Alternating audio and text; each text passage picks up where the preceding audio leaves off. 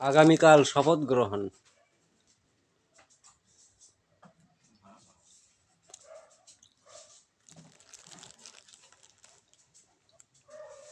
করেছে দলটি।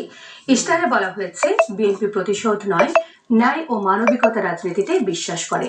ক্ষমতা নয়, জনগণের অধিকারই রাজনীতির কেন্দ্রবিন্দু। লুটপাট নয়, উৎপাদন। বৈষম্য নয়, ন্যায্যতা।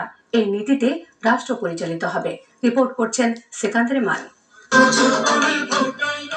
নির্বাচনে জয়ী হলে বিএনপি দেশের জন্য, দেশের মানুষের জন্য কি কি করবে সেগুলো জাতির সামনে তুলে ধরতে দলের চেয়ারম্যান তারেক রহমান হাজির গণমাধ্যম কর্মীদের সামনে। বিদেশি কূটনীতিকরা ছাড়াও বিভিন্ন পেশার প্রতিনিধিরা এই অনুষ্ঠানে যোগ দেন।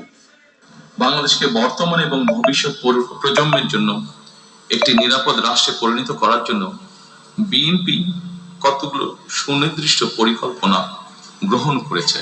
মানবিক, অন্তর্ভুক্তিমূলক ও জবাবদিহিমূলক রাষ্ট্র বিনির্মাণের প্রতিশ্রুতিতে 9টি বিষয়ে অগ্রণী।